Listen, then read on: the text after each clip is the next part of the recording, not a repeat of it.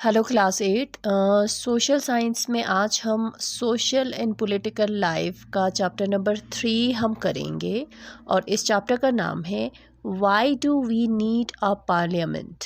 ठीक है, हमें पार्लियामेंट की ज़रूरत क्यों है, हमें पार्लियामेंट क्यों चाहिए। ठीक है, अब इससे पहले पार्लियामेंट के बारे में हम पढ़े, इससे पहले ये पता होना चाहिए कि आपको कि व्हाट इज़ पार्लियामेंट, पार्लियामेंट जो है वो क्या होता है। ठीक है, तो जैसे कि हम कहाँ रहते हैं, हम अपने घर में रहते हैं, होम, हम अपने हाउस में रहते हैं, है ना, घर में रहते हैं।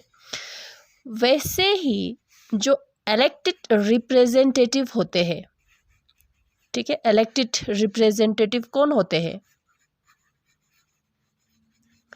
इलेक्टेड रिप्रेजेंटेटिव वो लोग होते हैं जो लोग उनको चुनते हैं, है ना, जो लोग उनको इलेक्ट करते हैं। यही इलेक्टेड रिप्रेजेंटेटिव जो है कहाँ रहते हैं? पार्लियामेंट में रहते हैं। ये जो है पार्लियामेंट जो है वो बनाते हैं। ठीक है, तो वही होता है पार्लियामेंट। समझ में आया? जब लोग वोट देने जाते हैं, इलेक्शन के टाइम पे वोट देने जाते हैं, अपने पसंद के रिप्रेजेंटेटिव को वो वोट देते हैं, उनको इलेक्ट करते हैं, और वो इंसान जिनको हमने इलेक्ट किया है वो इंसान हमारे तरफ से, हमारे साइड से वो जाते हैं कहाँ पे? पार्लियामेंट में जाते हैं और लोगों के वेलफेयर के लिए वो काम करते हैं। ठीक है, ये समझ में आ गया। पार्लियामेंट, पार्लियामेंट वो हाउस है जो जहाँ पे कौन होते हैं? इलेक्टेड रिप्रेजेंटेटिव होते हैं। ठीक है, और ये पार्लियामेंट जो है कहाँ पे है? न्यू दिल्ली में है। ठीक है, कहाँ पे है? न्यू दिल्ली में है। इंडिया का जो पार्लियामेंट जो है वो न्यू दिल्ली में है। समझ में आया? अब सबसे पहले हमारा टॉपिक है व्हाई शुड पीपल डिसाइड। ठीक है, लोग जो है क्यों डिसाइड करते हैं, क्यों लोगों को क्यों डिसाइड करना चाहिए। अब देखो, इंडिया जब हमें ये पता है कि इंडिया को आज़ादी कब मिला था? 15 अगस्त 1947 को इंडिया को आज़ादी मिली थी, यानी कि फ्रीडम मिले थे, इंडिया इंडिपेंडेंट हुए थे। किससे? ब्रिटिशर्स से, है ना, ब्रिटिशर्स से इंडिया को क्या मिला था? आज़ादी। ठीक है, 15 अगस्त 1947 से पहले जो है इंडिया किसके अंडर थे? ब्रिटिशर्स के अंडर थे। ठीक है, अब जो है the struggle in which many section of society participated. अब जो है ये आज़ादी के लिए, ठीक है, आज़ादी जो है जब इंडिपेंडेंट हुआ था वो आसानी से नहीं मिले थे। ठीक है, बहुत ही ज़्यादा उसके लिए, आज़ादी के लिए स्ट्रगल किया। ठीक है, अब जो है बैकग्राउंड जॉइन द स्ट्रगल। अब वो अलग अलग ये आज़ादी के लिए जो लड़ाई जो है सिर्फ एक दो इंसान ने नहीं किया था। ठीक है, अलग अलग सोसाइटी के अलग अलग सेक्शन के लोगों ने आज़ादी के लिए स्ट्रगल किया था। ठीक है, क्योंकि लोगों को अब ये पता चल गया था कि अब उनको ये आइडियाज़, अलग अलग आइडियाज़ के बारे में उनको पता चला जिससे वो लोग इंस्पायर्ड हुए। जैसे कि फ्रीडम क्या होता है, अब लोगों को पता चला। इक्वालिटी क्या होता है? फ्रीडम, आज़ादी क्या होता है? इक्वालिटी क्या होता है? पार्टिसिपेशन करना कैसा होता है, क्या होता है? डिसीजन, जब भी कोई डिसीजन मेकिंग होता है, जब भी कोई फैसला होता है, उसमें लोगों की पार्टिसिपेशन होना कितना ज़रूरी है, ये सारे आइडियाज़ ने लोगों को इंस्पायर किया और लोगों ने आज़ादी के लिए स्ट्रगल किया। ठीक है, फिर आज़ादी कब मिला? 15 अगस्त 1947 को आज़ादी मिली। ठीक है, अब जब आज़ादी से पहले 15 अगस्त 1947 से पहले जो है इंडिया किसके अंडर थे? कॉलोनियल रूल के अंडर थे। ठीक है, ब्रिटिश रूल के अंडर थे। अब जो है लोगों को ब्रिटिश गवर्नमेंट के अंडर रहना पड़ता था, डर से रहना पड़ता था उनको। ठीक है। अगर कोई किसी भी डिसीजन से जब लोग खुश नहीं थे, फिर भी उस डिसीजन को लोगों को फॉलो करना पड़ता था। अगर फॉलो नहीं करेंगे तो उनके लिए बहुत ही ख़तरा होता था। चाहे गवर्नमेंट जैसा भी डिसीजन ले, कुछ भी जैसा भी फैसला ले, उसमें लोग जो है क्रिटिसाइज़ नहीं कर सकते थे। क्रिटिसाइज़ मतलब ये क्यों हो रहा है, ये कैसे हो रहा है, ये नहीं हो सकते, इस तरह से जब सवाल करते हैं ना, उसको कहते हैं क्रिटिसाइज़ करना। ठीक है। जब ब्रिटिश रूल के अंडर थे तो लोगों को ये हक नहीं था कि किसी भी डिसीजन पे वो क्रिटिसाइज़ करे। ठीक है। उनको मानना पड़ता था, ब्रिटिशर्स जो भी कहे, ब्रिटिश गवर्नमेंट जो भी फैसला ले, उसको लोगों को मानना पड़ता था। ठीक है। Freedom movement change this situation. जब फ्रीडम मूवमेंट हुआ, आज़ादी के लिए लड़ाई शुरू हुई, तो वो हालात जो है धीरे धीरे जो है चेंज होते गए। ठीक है। अब लोग जो है क्रिटिसाइज़ करने लगे, ब्रिटिश गवर्नमेंट को क्रिटिसाइज़ करने लगे, डिमांड करने लगे। ठीक है। उसी तरह से 1885 में इंडियन नेशनल कांग्रेस ने डिमांड किया था कि लेजिस्लेचर में कुछ लोग जो है इलेक्टेड मेंबर्स होने चाहिए। लेजिस्लेचर जो है वो वाला बॉडी है जहाँ पे कानून बनते हैं। ठीक है, टू मेक लॉ। ठीक है। अब इंडियन नेशनल कांग्रेस ने ये डिमांड किया कि लेजिस्लेचर में कुछ मेंबर होना चाहिए, इलेक्टेड मेंबर्स होना चाहिए, ताकि जो इलेक्टेड मेंबर्स जो है उनको वो भी डिस्कशन में वो भी पार्टिसिपेट कर पाए, जो भी डिस्कशन हो या बजट के बारे में हो। ठीक है, जो भी डिस्कशन हो उसमें पार्टिसिपेट कर पाए, क्वेश्चन वो लोग कर पाए, सवाल कर पाए। ठीक है। The government of India act 1909 के तहत जो कानून हुआ था, कौन सा, गवर्नमेंट ऑफ इंडिया एक्ट 1909 में इलेक्टेड रिप्रेजेंटेशन जो है उन्होंने अलाउ किया था। मगर उसमें जो है अभी जब इलेक्शन होता है तो उसमें हर लोग वोट दे सकते हैं। सिर्फ वो क्या होना चाहिए, 18 ईयर्स होना चाहिए, उसकी एज जो है 18 ईयर्स होना चाहिए। उससे ज़्यादा सारे लोग जो है वोट दे सकते हैं। मगर उस टाइम जब ये गवर्नमेंट ऑफ इंडिया एक्ट 1909 में जो इलेक्टेड रिप्रेजेंटेशन के लिए उन्होंने अलाउ किया था, तब उसमें हर एडल्ट को वोट देने का हक उन्होंने नहीं दिया। ठीक है। colonial participant different people struggle for freedom left little doubt in the minds of nationalists that all person in independent India would be able to participate in making decisions. अब जब जो participation of different people in struggle for freedom left, अब जो है लोग जो है सारे लोग जो है क्या कर रहे थे, फ्रीडम के लिए, आज़ादी के लिए स्ट्रगल कर रहे थे। ठीक है। India would be able to participate in decision making with the coming of independence we were going to be criticise of a free country. अब लोगों को ये लगने लगा था कि अगर इंडिया को आज़ादी मिलेंगे तो सारे लोगों को जो है डिसीजन मेकिंग में सारे लोग जो है पार्टिसिपेट कर पाएंगे। जब आज़ादी मिलेंगे तो जो भी होगा, गवर्नमेंट जो भी डिसीजन लेंगे उसमें हम क्रिटिसाइज कर पाएंगे। This did not mean that the government could do what it felt like. It meant the government had to be sensitive to people's need and demand. आज़ादी मिलेंगे तो उसके बाद ये नहीं होगा कि गवर्नमेंट जो मर्जी हो वो करे, अपने मर्जी से काम करे। उस टाइम जो है गवर्नमेंट को लोगों का ख्याल रखना होगा, उनके डिमांड्स का, उनके नीड्स का भी, उनके ज़रूरतों को भी ख्याल रखना पड़ेगा। ठीक है। The dreams and aspiration of freedom struggle were made concrete the constitution of independent India and let down the principle of universal adult franchise. तो क्या हुआ फिर फ्रीडम के बाद, आज़ादी के बाद क्या हुआ कि कॉन्स्टिट्यूशन, इंडिया के कॉन्स्टिट्यूशन ने यानी कि इंडिया के संविधान ने सबसे पहले एक फ़ैसला लिया। वो ये डिसीजन था कि अब हम कौन सा, यूनिवर्सल एडल्ट फ्रेंचाइज जो है ये वाला प्रिंसिपल जो है हम फॉलो करेंगे। ठीक है, इसको हम अडेप्ट करेंगे। यूनिवर्सल एडल्ट फ्रेंचाइज का मतलब क्या होता है, all adult citizen of country have the right to vote. सारे एडल्ट, इसमें क्या होगा, यूनिवर्सल एडल्ट फ्रेंचाइज का मतलब है सारे एडल्ट सिटीजन्स को, इंडिया के सारे एडल्ट सिटीजन्स को वोट देने का हक मिलेगा। ठीक है, ये सबसे पहले जो है ये डिसीजन लिया गया। समझ में आया? Peoples and their representative. The take off point for democracy is the idea of consent, the desire and participation of people. सबसे पहले क्या होता है इसमें, democracy is a government in which people form the government. जो decision, democracy वो होता है जहाँ पे लोग जो है डिसीजन लेते हैं, लोगों का गवर्नमेंट है।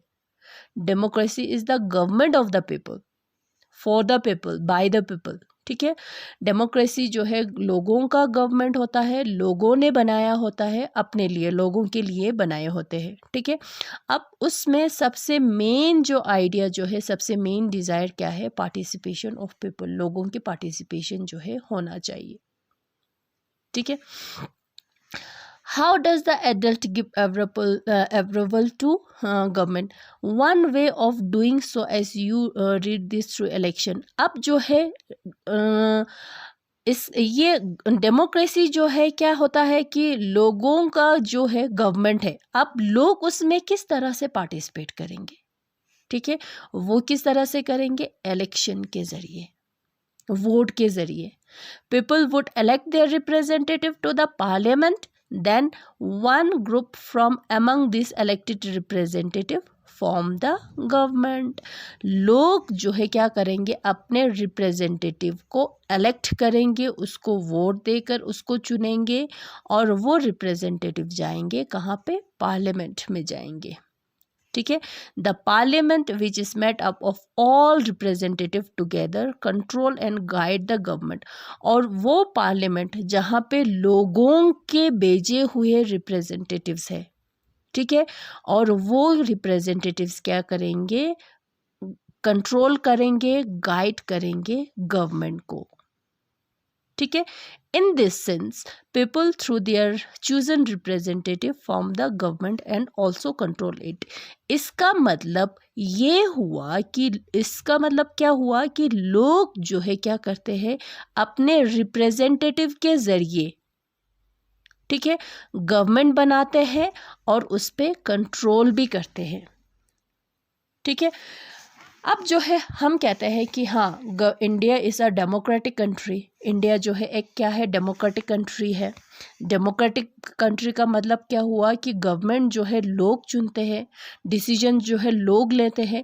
अब इसका मतलब ये नहीं है कि सारे लोग, जितने भी पॉपुलेशन होंगे, जितने भी लोग होंगे, वो सारे पार्लियामेंट में जाके फैसला लेंगे इंडिया के लिए। नहीं, ऐसा पॉसिबल भी नहीं है। ठीक है, तो गवर्नमेंट उसमें लोग पार्टिसिपेट करते हैं, मगर किसके ज़रिए, रिप्रेजेंटेटिव्स के ज़रिए। ठीक है, इलेक्शन होता है, वोट होता है, अलग अलग पॉलिटिकल पार्टीज से जो है रिप्रेजेंटेटिव होता है। मान लो फॉर एग्जांपल मैं कह रही हूँ, यहाँ पे कांग्रेस है, बीजेपी है, या मान लो आम आदमी पार्टी है। ठीक है, तो इन सब का अपना अपना क्या होता है, रिप्रेजेंटेटिव होता है। ठीक है, 1 2 3 करके रिप्रेजेंटेटिव होते हैं।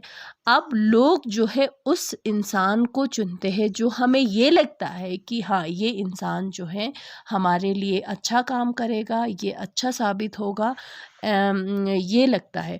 तो क्या करते हैं, लोग उसको वोट देते हैं, इलेक्ट करते हैं। फॉर एग्जांपल मान लो बीजेपी का है एक रिप्रेजेंटेटिव। ठीक है, तो लोगों को ये लगा कि ये इंसान जो है हमारे लिए अच्छा है, हमारे लिए काम करेंगे, तो हम क्या करेंगे, इसको वोट देंगे, और ये इंसान जाएंगे कहाँ पे, पार्लियामेंट में जाएंगे, और ये क्या करेंगे, तो हमारे लिए ये काम करेंगे। तो इसका मतलब ये हुआ कि क्या हुआ कि लोग जो है, पीपल ने क्या किया, अपने रिप्रेजेंटेटिव को चूज़ किया, और उसी के ज़रिए गवर्नमेंट फॉर्म किया, और उस पर कंट्रोल भी कर रहे हैं। कंट्रोल कैसे कर रहे हैं? अब लोग जो है, ये मान लो ये वाला बंदा गया वहाँ पे, उधर पार्लियामेंट में गया हमारा रिप्रेजेंटेटिव बन के। अब ये फिक्स्ड पीरियड ऑफ टाइम के लिए वो जाएगा, मान लो ये 5 इयर्स के लिए जाएंगे, ठीक है। 5 इयर्स के लिए ये क्या होगा, ये चुने जाएंगे, ठीक है। अब जो है अब ये अच्छा काम करेंगे या नहीं करेंगे, ठीक है। अगर इसने अच्छा काम किया तो उसके पास और मौका है कि 5 इयर्स के बाद फिर से हम उसको इलेक्ट कर सकते हैं, ठीक है। अगर ये हमारे लिए अच्छा साबित नहीं हुआ तो 5 इयर्स के बाद जब इलेक्शन होगा तो उसको वोट ना देकर उसको हटा सकते हैं। तो it means we are controlling it also, है ना, उसको कंट्रोल भी कर रहे हैं वी कैन। समझ में आया?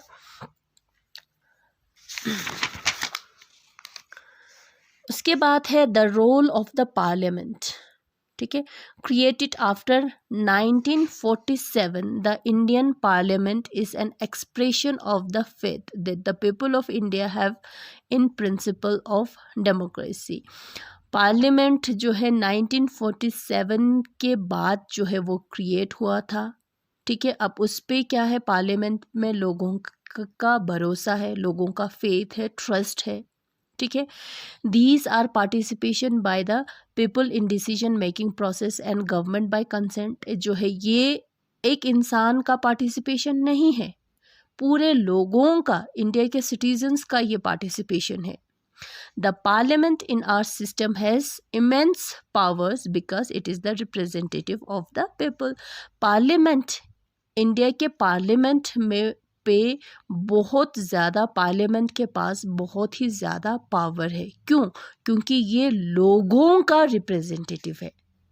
कितने सारे लोगों ने उसको रिप्रेजेंटेटिव बनाया होगा, कितने सारे लोगों ने उसको इलेक्ट किया होगा। तो इट मीन्स ये पूरे लोगों का रिप्रेजेंटेटिव है, तो इट मीन्स उसके पास बहुत ही ज़्यादा इमेंस पावर है, ठीक है।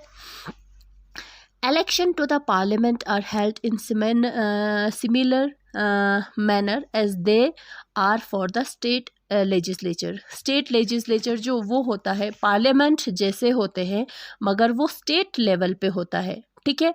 अब ये दोनों स्टेट लेजिस्लेचर और पार्लियामेंट में इलेक्शन जो है सेम तरीके से होते हैं, ठीक है। जिस तरह से पार्लियामेंट के लिए रिप्रेजेंटेटिव इलेक्ट किए जाते हैं, उसी तरह से स्टेट लेजिस्लेचर के लिए भी रिप्रेजेंटेटिव इलेक्ट किए जाते हैं, ठीक है। The country is divided into, अलग अलग कॉन्स्टिट्यूएंसीज में डिवाइड किया हुआ है पूरे कंट्री को, ठीक है। और हर एक कॉन्स्टिट्यूएंसीज में एक पर्सन को इलेक्ट किया जाता है पार्लियामेंट का मेंबर बनने के लिए, ठीक है। The candidates who contest election usually belong to different political parties. वो कैंडिडेट्स जो है अलग अलग कैंडिडेट्स होंगे, एक कैंडिडेट्स नहीं होंगे, बहुत सारे कैंडिडेट्स होंगे, और वो सारे कैंडिडेट्स जो है अलग अलग पॉलिटिकल पार्टी से बिलोंग करते हैं, ठीक है। जैसे कि कोई बीजेपी पार्टी से होंगे, या कोई कांग्रेस के होंगे, कोई आम आदमी पार्टी के होंगे, कोई कम्युनिस्ट पार्टी के होंगे, इस तरह से, ठीक है।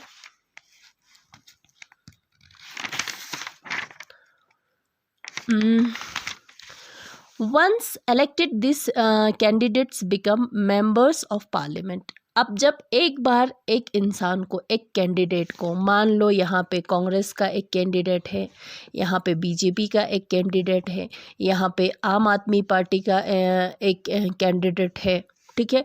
अब इसमें से किसी को इलेक्ट किया, ठीक है। अब इसमें से लोगों ने इसमें से किसी 3 में से एक को वोट देकर उसको जिताया, तो वो इंसान क्या बनेगा, मेंबर ऑफ पार्लियामेंट बनेगा, पार्लियामेंट का वो मेंबर बनेगा, जिसको एमपीज कहते हैं, मेंबर पार्लियामेंट, ठीक है।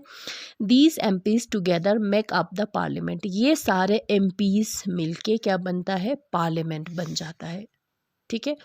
Once election to the parliament have taken place the parliament needs to perform the following functions. अब एक बार जब पार्लियामेंट बन जाता है, सारे इलेक्शन डन हो जाता है, जब रिप्रेजेंटेटिव बन जाता है, मेंबर पार्लियामेंट का मेंबर बन जाता है, तो पार्लियामेंट को अलग अलग फंक्शंस, अलग अलग काम जो है करने पड़ते हैं, जिसमें से कुछ फंक्शंस जो है यहाँ पे दिए गए हैं। ठीक है, सबसे पहले कौन सा फंक्शन है जो पार्लियामेंट करते हैं, फुलफिल करते हैं, वो है टू सेलेक्ट नेशनल गवर्नमेंट। ठीक है, नेशनल गवर्नमेंट को सेलेक्ट करना। वो कैसे करेंगे हम देखते हैं।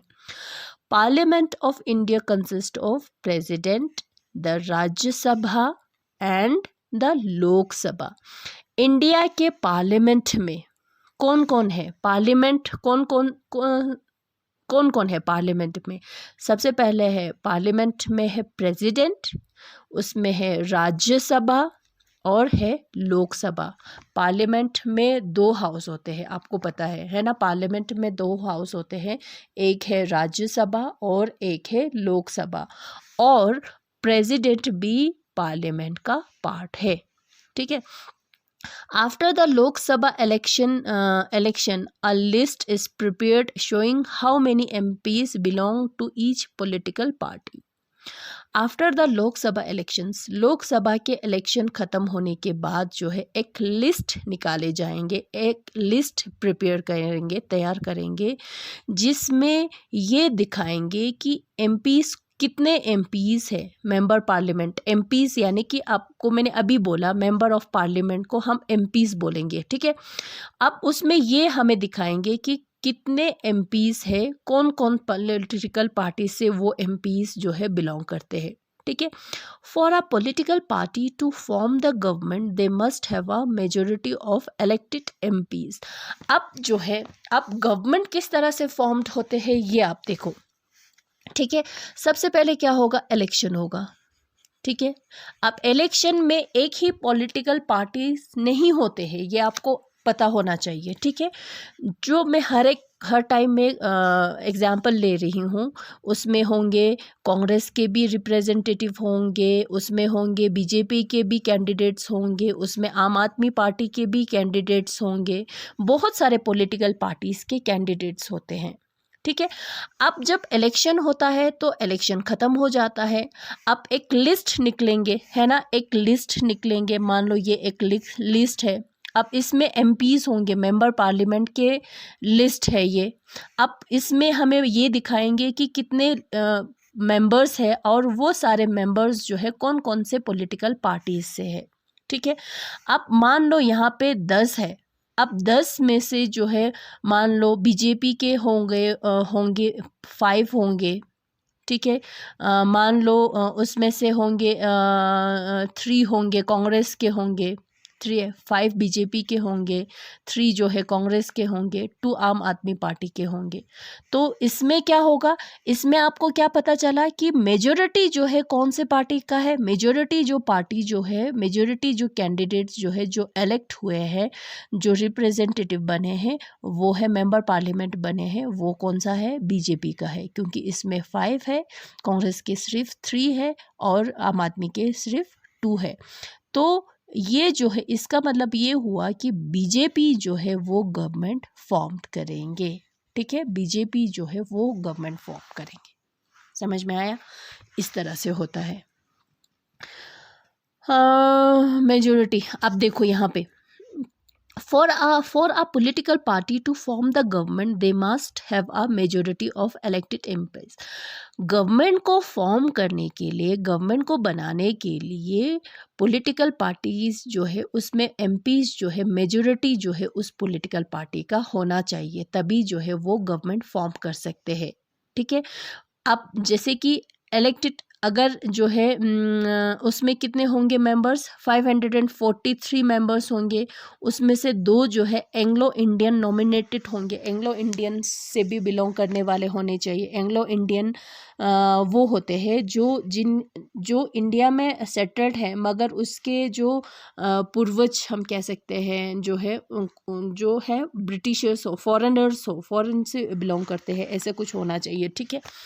तो 543 जो है इतना होते हैं, ठीक है। Lok Sabha to have a majority party should have at least, अब उसमें से 543 में से कम 272 मेंबर्स जो है कैंडिडेट जो है पॉलिटिकल पार्टी से बिलोंग करना चाहिए।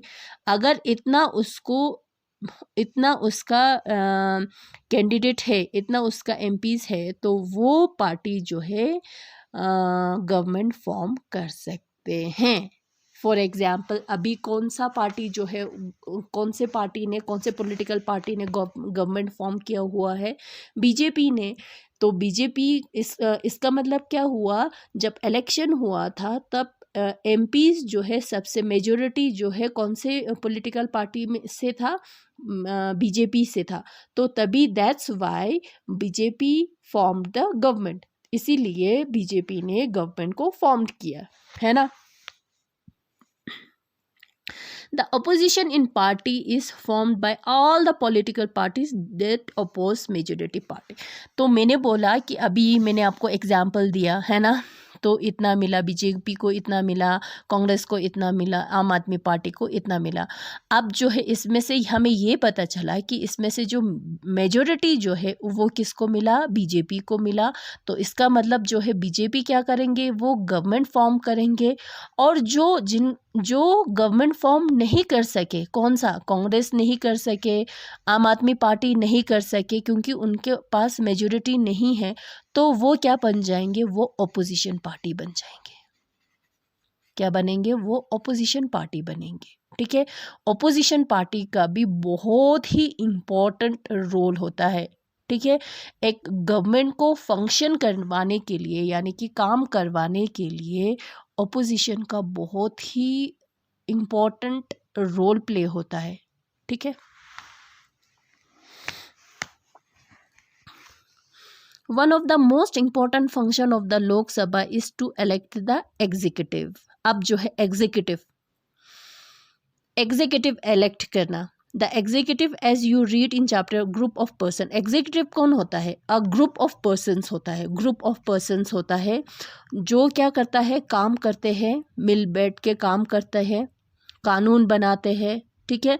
टू इम्प्लीमेंट द लॉ, वो कानून जो पार्लियामेंट ने बनाया है उस कानून को वो लागू करते हैं, ठीक है। This executive is often what we have in mind when we use the term government, ठीक है। तो अब ये एग्जीक्यूटिव जो है किस तरह से वो चुनेंगे, ये देखो आप।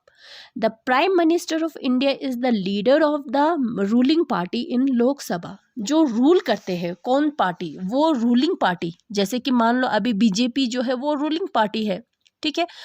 अब ये बीजेपी को, मैंने अभी बोला आपको, जब बीजेपी को ज़्यादा वोट मिलेंगे, जब ये मेजॉरिटी होगा तो ये गवर्नमेंट फॉर्म करेगा, ठीक है।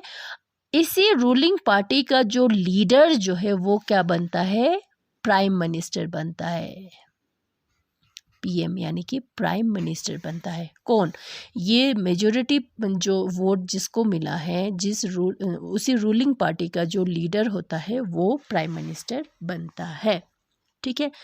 अब जो है from the MPs who belong to her party the prime minister select ministers to work with her to implement decisions, ठीक है।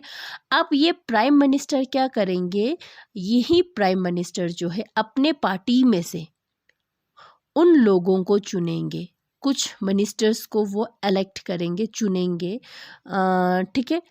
ये डिसीजंस, सारे कानून जो है लागू करने के लिए, इम्प्लीमेंट करने के लिए this ministers the charge of the different. और यही मिनिस्टर्स जो है ये क्या करेंगे, अलग अलग गवर्नमेंट के अलग अलग एरियाज़ को, डिपार्टमेंट को वो एक इंचार्ज लेंगे, जैसे कि कोई हेल्थ मिनिस्टर बन गया, जैसे कि कोई एजुकेशन मिनिस्टर बन गया, जैसे कि वो फाइनेंस मिनिस्टर बन गया, ठीक है।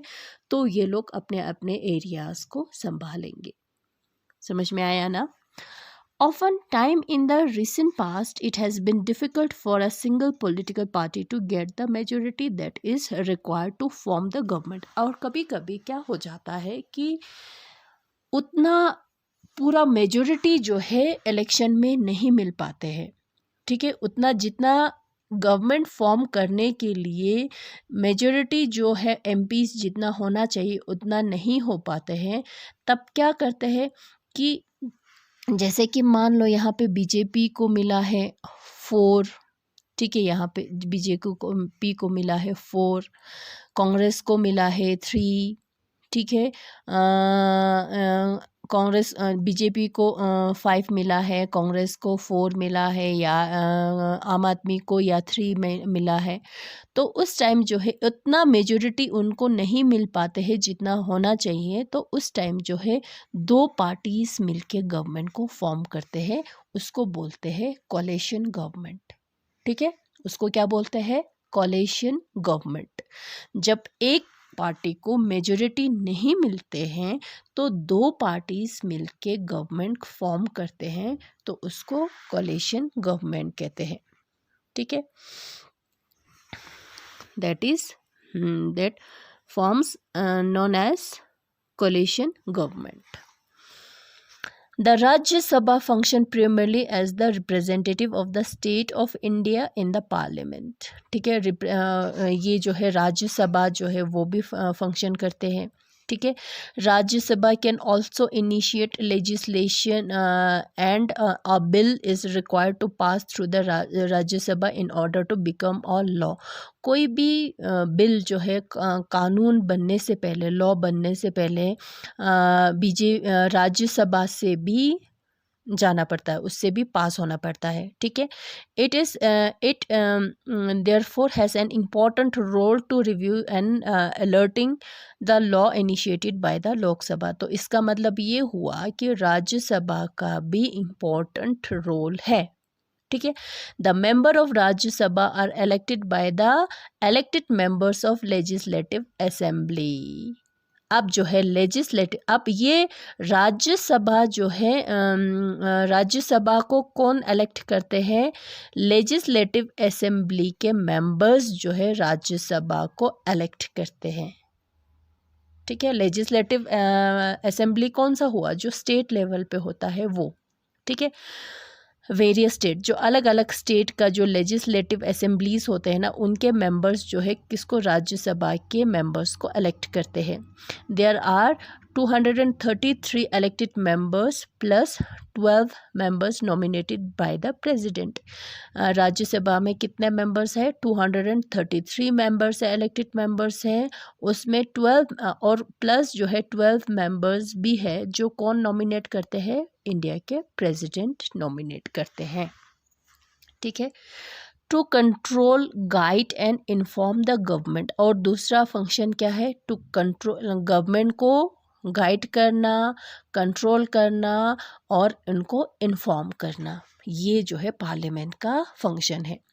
The parliament while in session begins with a question hour. जब पार्लियामेंट का सेशन स्टार्ट होता है तो वो किस से स्टार्ट होता है? क्वेश्चन आवर से स्टार्ट होता है। क्वेश्चन आवर यानी कि सवाल, क्वेश्चन पूछना, ठीक है। अब ये भी बहुत ही इम्पोर्टेंट पार्ट है, पार्लियामेंट का इम्पॉर्टेंट पार्ट है। तो इसमें क्या होता है? अलग अलग जो एमपीज़ होते हैं ना, जो मेंबर पार्लियामेंट होते हैं ना, तो उसमें क्वेश्चन पुट करते हैं। जब भी कोई पॉलिसी फॉलो करते हैं ना, जो पॉलिसी बनाते हैं, कुछ भी बनाते हैं, तो उस पर क्वेश्चन करना, ये क्यों किया आपने, ये कैसे किया आपने, ये किस लिए किया आपने, तो ये एक दूसरे से क्वेश्चन पूछते हैं, ठीक है। अब ये क्वेश्चन जो है ये भी एक बहुत ही इम्पोर्टेंट है पार्लियामेंट का, तो इम्पोर्टेंट पार्ट है। उससे क्या होता है? एग्जीक्यूटिव्स को, जो मेंबर्स होता है ना, एग्जीक्यूटिव जिसको प्राइम मिनिस्टर ने चुना है, तो वो एग्जीक्यूटिव क्या करते हैं? अलग अलग पॉलिसी जो है वो क्या करते हैं? अडेप्ट करते हैं, ठीक है, अलग अलग प्रोग्राम्स बनाते हैं, पॉलिसी बनाते हैं। उसी पॉलिसी के बारे में दूसरे जो एमपीज़ जो है उनसे सवाल करते हैं, क्वेश्चन करते हैं। वो जो आपने ये बनाया था वो क्यों बनाया था, कैसे बनाया था, किस लिए बनाया था, वो आपने क्यों कि नहीं किया था। इस तरह से ये क्वेश्चन सवाल से स्टार्ट होता है, तो वो बहुत ही इम्पोर्टेंट है, ठीक है। Question by asking question, the government is alerting to its shortcomings and also comes to know the opinion of the people through their representative in the parliament. ये for example the MPs, तो question दो executive को जो है अलग अलग जब सवाल पूछेंगे तो वो बहुत ही वो भी इम्पोर्टेंट है। तो उससे क्या होता है कि उसने कुछ गलत किया या वो ठीक नहीं था, वो फैसला गलत था या ठीक नहीं था, उसमें कुछ कमी रह गए थे, वो सारे पता चलता है। दूसरा ये पता चलता है कि लोगों के ओपिनियन उनको पता चलता है कि हाँ इस बारे में लोग क्या सोचते हैं, क्योंकि वो रिप्रेजेंटेटिव तो लोगों के रिप्रेजेंटेटिव है ना, तो लोग क्या सोचते हैं उस बारे में भी पता चलता है। तो ये क्वेश्चन आवर जो है बहुत ही इम्पोर्टेंट है। अब जो है उसमें क्या करता है, जो अपोजिशन पार्टीज़ होता है उसमें बहुत ही क्वेश्चन आवर में अपोजिशन पार्टी का बहुत ही ज़्यादा इम्पोर्टेंट रोल प्ले होता है, ठीक है। और ये अपोजिशन पार्टी जो है ड्रॉबैक्स बताते हैं गवर्नमेंट के अलग अलग प्रोग्राम्स के बारे में, अलग अलग पॉलिसीज़ के बारे में, जो ड्रॉबैक्स है, जो कमी पेशी है, वो सारे बताते हैं, ठीक है। And mobilise popular support for their own policies, और लोगों को ये पता उस एग्जीक्यूटिव मेंबर्स को पता चलने देता है, क्योंकि उसमें क्या कमी क्या था, कमी की पेशी क्या था, ठीक है। तो उनके प्रोग्राम्स के बारे में, पॉलिसीज़ के बारे में जो है उनको पता चलता है, ठीक है। The government get valuable feedback and is kept on its toe by question asked on the MPs by the MPs. ये जो है बहुत ही important है, पता चलता है, ठीक है। In addition, in all matters dealing with finance, the parliament's approval is crucial for the government. Thus, this is one of the several ways in which Parliament control, guide, and inform the government. The MPs, as representative of the people, have a central role in controlling, guiding, and informing Parliament, and this is a key aspect of the functioning of the Indian democracy. जो है MPs जो है किसका members है, लोगों का members है, ठीक है। अब जो है लोग जो है ये लोगों के लिए जो है पार्लियामेंट का सेंट्रल रोल है, ठीक है। तो लोगों को ये पता चलना चाहिए कि ये जो है किस तरह से गवर्नमेंट को किस तरह से वो कंट्रोल कर पा रहे हैं, किस तरह से गाइड कर पा रहे हैं। ये जो है डेमोक्रेसी का एक इम्पॉर्टेंट की है। नेक्स्ट है पार्लियामेंट का लॉ मेकिंग यानी कि कानून बनाना, ठीक है। इसके बारे में हम एक चैप्टर पूरा करेंगे बाद में, इसमें ज़्यादा नहीं दिया गया है।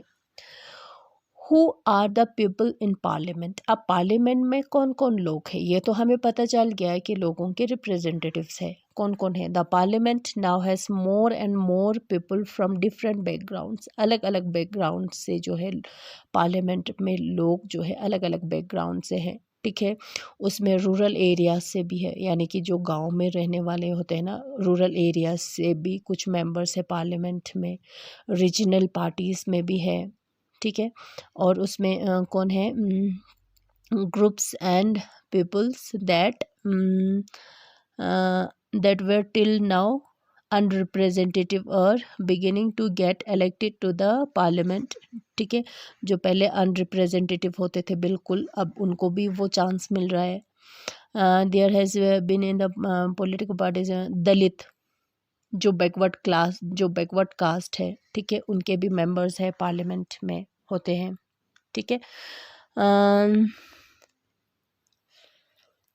that the representative cannot produce a reflection of society. There is a realization that when interest and उसमें जो है पार्लियामेंट में शेड्यूल कास्ट के लिए, शेड्यूल ट्राइब के लिए भी कुछ सीट्स जो है रिजर्व रखे हैं, ठीक है, done so that the MPs elect from this ये इसलिए किया है क्योंकि जो MPs elected from this constitution will be familiar to that and can represent Dalit and Adivasis interest in. Dalit किस में आते हैं? शेड्यूल कास्ट में आता है। आदिवासी किस में आता है? शेड्यूल ट्राइब में आता है। जब दलित से या आदिवासी से वहीं से लोग कोई रिप्रेजेंट होके जाएंगे, कोई चुन के पार्लियामेंट में जाएंगे, तो उनको उन्हीं लोगों को शेड्यूल कास्ट के बारे में हो या शेड्यूल ट्राइब के बारे में हो, उन्हीं लोगों को ज़्यादा पता होता है कि उनकी प्रॉब्लम्स क्या है, कि उनकी ज़रूरतें क्या है। ठीक है, तो उनका भी वहाँ पे मेंबर्स होना जो है बहुत ही ज़्यादा इम्पोर्टेंट है। ठीक है, अब जो है सिमिलरली मोर रिसेंटली बिन सजेस्ट ये किया गया है कि वुमेंस को भी, यानी कि औरतों को भी उसमें सीट्स रिजर्व्ड रखना चाहिए। ठीक है, this issue is still being debate. इस इशू पे जो है अभी भी डिबेट चल रहे हैं। ठीक है, 60 years ago only 4% of MPs were women. 60 years से पहले जो है सिर्फ 4% जो है वुमेन MPs जो है सिर्फ पूरे MPs में, मेंबर पार्लियामेंट में से सिर्फ 4% जो है वुमेन होना चाहिए। ठीक है, अभी कितना है? सिर्फ 9% तक पहुँचे हैं 4 से, यानी कि 5, 6, 7, 8, 9% जो है बढ़ाया हुआ है। ठीक है, this is a small share, मगर 9% जो है बहुत ही कम है। ठीक है, क्योंकि हमें पता है कि पूरे पॉपुलेशन में से, इंडिया का पूरे पॉपुलेशन में से ना 50% जो है, तकरीबन 50% जो है, हाफ पॉपुलेशन तो वुमेन है। ठीक है, मगर उनको सीट जो है कितना परसेंट मिला? सिर्फ 9% मिला। तो ये तो गलत बात है ना? तो इस बात पे अभी भी डिबेट्स चल रहे हैं। It is issues of this kind that force the country is ask certain difficult and often unresolved question about whether our democratic system is representative enough।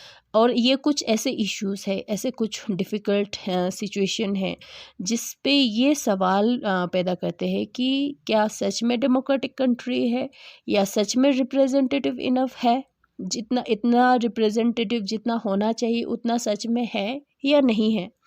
The fact that we can ask this question and are working towards answer is reflection of strength and the faith that people in India have in democratic form of government.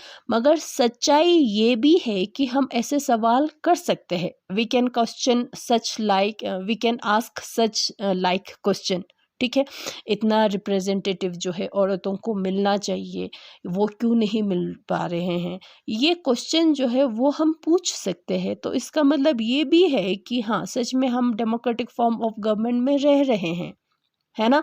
मगर ऐसा भी कुछ ऐसे जो है, पहले जो है जब ब्रिटिश रूल था इंडिया में, तब तो ऐसे सवाल भी हम नहीं कर सकते थे। जितना जो वो लोग कानून, जो हमारे लिए जो डिसीजन वो लोग लेते थे, उसी पे चलना पड़ता था, है ना? तो उसी को सुनना पड़ता था, उसी को फॉलो करना पड़ता था। तो अभी कुछ ऐसे सवाल तो हम कर सकते हैं। तो इसका मतलब ये हुआ कि हम डेमोक्रेटिक फॉर्म ऑफ गवर्नमेंट में तो रह रहे हैं। ठीक है, तो ये तो वीडियो जो है थोड़ा ज़्यादा हो गया, क्योंकि मैंने पूरा चैप्टर जो है कवर कर लिया। ठीक है, प्लीज़ आप इस वीडियो को देख लो। Thank you.